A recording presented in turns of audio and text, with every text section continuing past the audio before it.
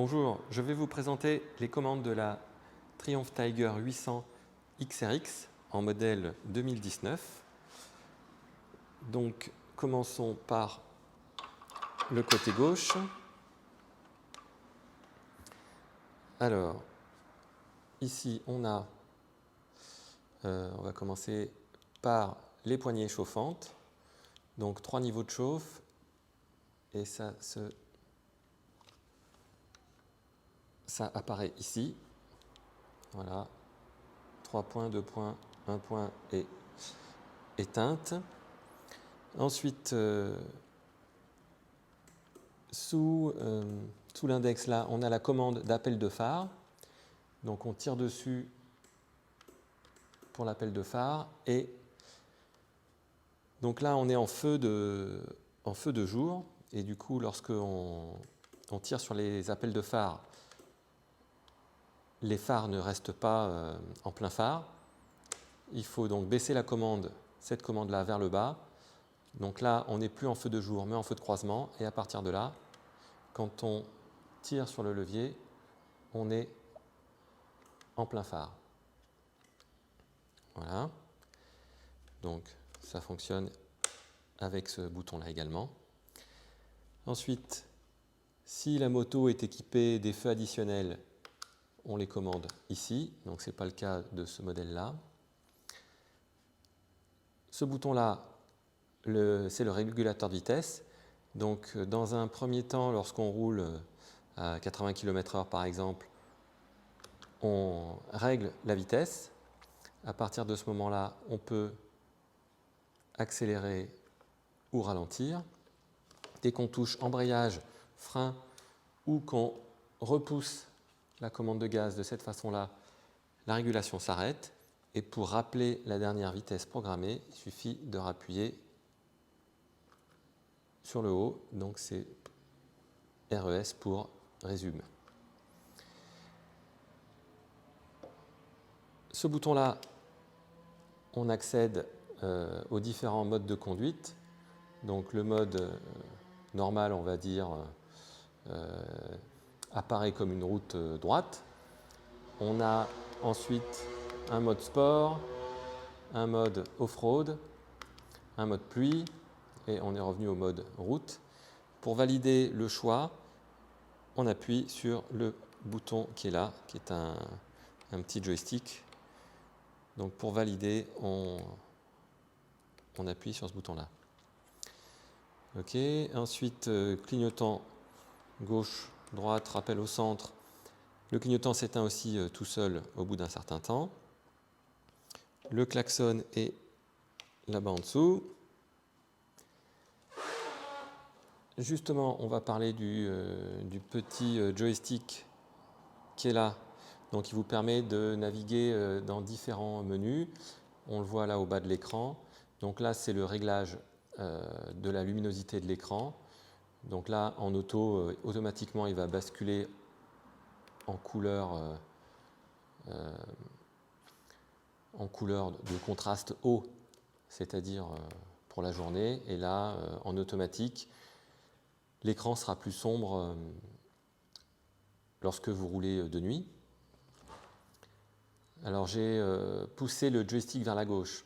Donc là, on affiche la consommation moyenne, la consommation instantanée et l'autonomie restante. Si j'appuie, là j'ai appuyé vers le haut, on a donc les informations de maintenance.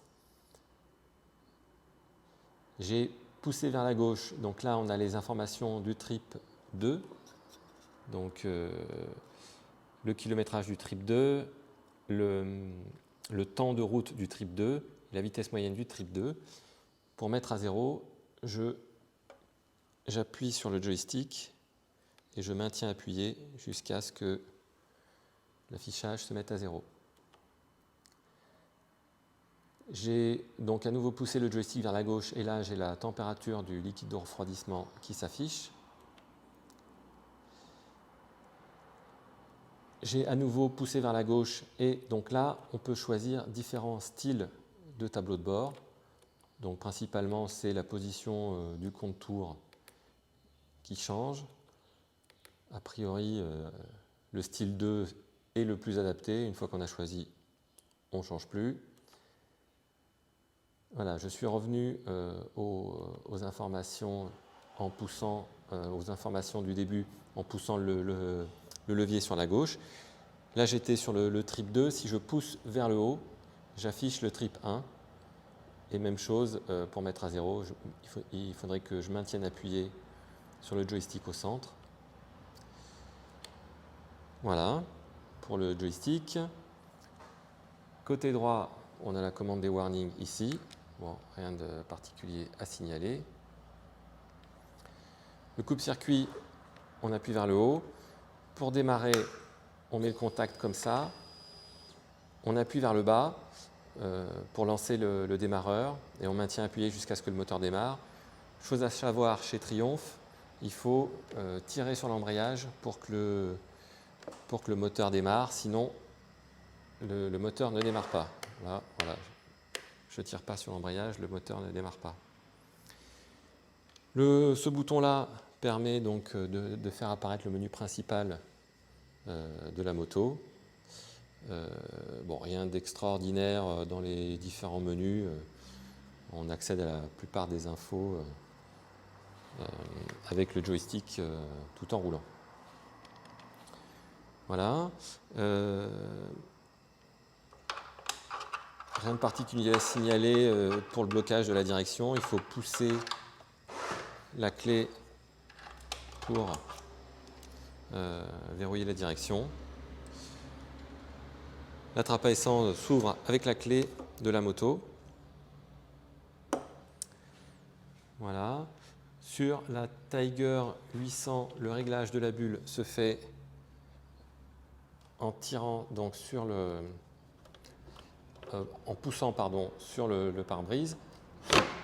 Ça permet de déverrouiller le pare-brise et de régler sa hauteur. Donc voilà, je tire comme ça et ça permet de modifier la hauteur du pare-brise.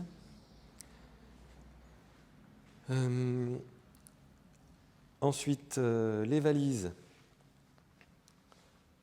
Donc, elles s'ouvrent avec la clé de la moto. Bon, rien de particulier à signaler, si ce n'est que pour enlever la clé de la serrure, il faut que la serrure soit en position fermée. Bon voilà, rien de...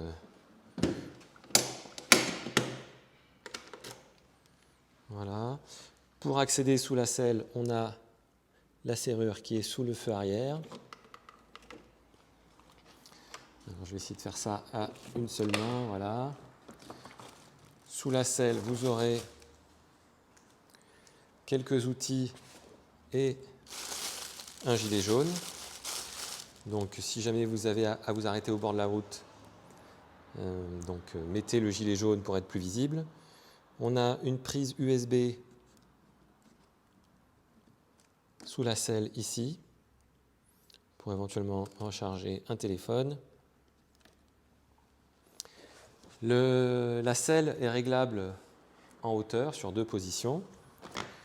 Pour passer de la position haute à la position basse, on change la position de ces 2 barres qui sont retenues par des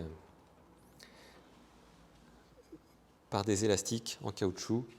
Je ne vais pas réussir à le faire d'une seule main, mais voilà, donc c'est un système tout à fait simple et qui va vous permettre de modifier la hauteur de la selle. Dernière chose, il y a une prise 12 volts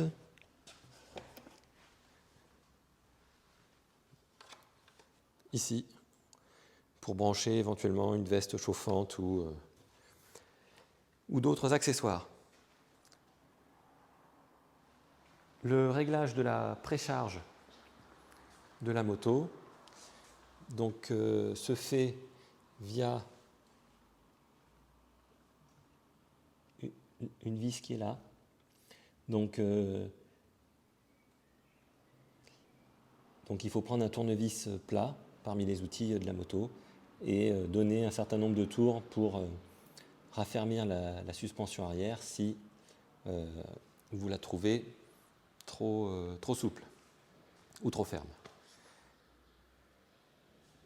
Voilà, j'ai normalement dit l'essentiel. N'hésitez pas, si vous avez des questions, vous avez mon portable sur le contrat. Et je vous souhaite une bonne route. Merci.